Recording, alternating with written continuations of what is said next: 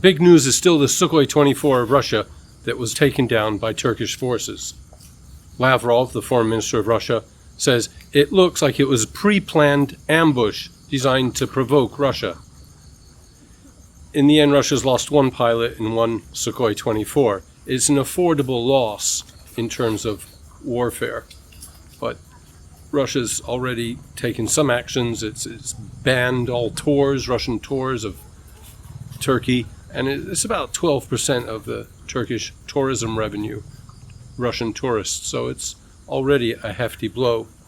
But there's all different factions in every country, in every ruling elite, and in Turkey we don't know exactly what faction chose this action.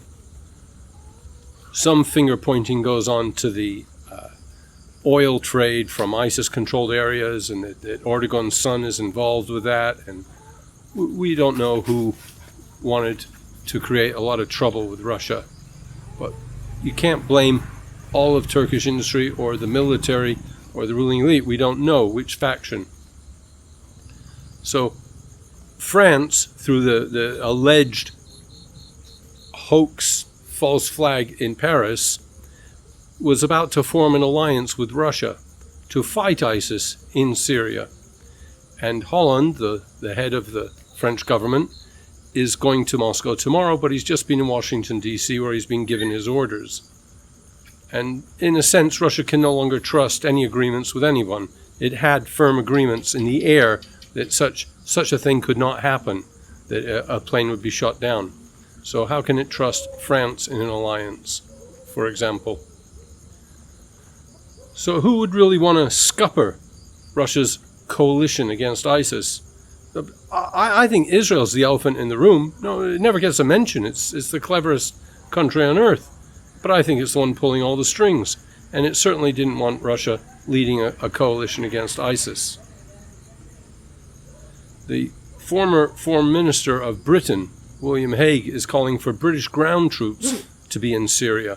And Cameron, the Prime Minister, is calling for British Air Force bombing Syria. British ground troops have just spent all the time in Iraq, and there was all this celebration when it was announced that they'd be withdrawn from Iraq. Everyone was relieved. And then, a few days later, it says they're going to be deployed in Afghanistan. But British troops have just been fighting Islamic forces for decades now. But Britain, too, has different factions.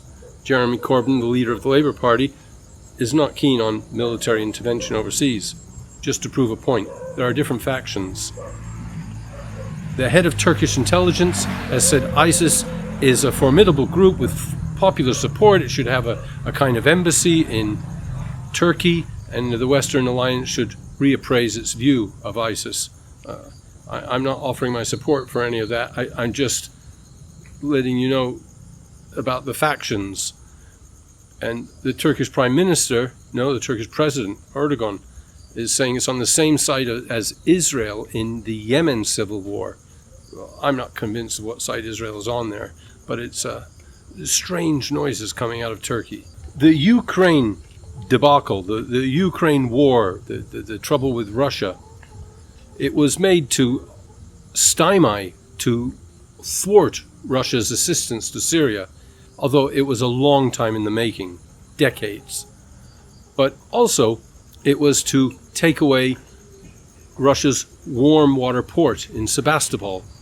It was to stop its having a fleet that could go into the Mediterranean, because it has a treaty through the Bosphorus where it's allowed free passage of warships. But what we're seeing now is kind of an extension of that, because if there's conflict with Turkey, although Crimea meant that Russia kept its port and navy in the Black Sea, it still has to go through the Bosphorus. So if there's a conflict with Turkey, it cannot send its ships to the Mediterranean, or not without conflict anyway. Kind of the same battles are being fought here in different ways.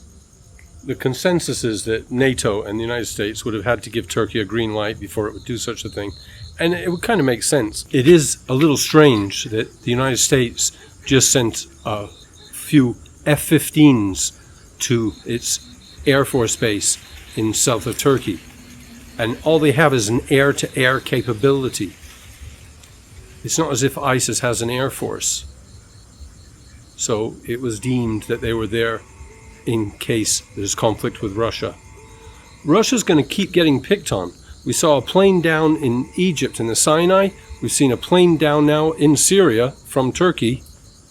We're going to see another plane get downed. It's going to continue. And no one's going to point a finger at Israel. No one's going to point a finger at Israel. I rely on your donations.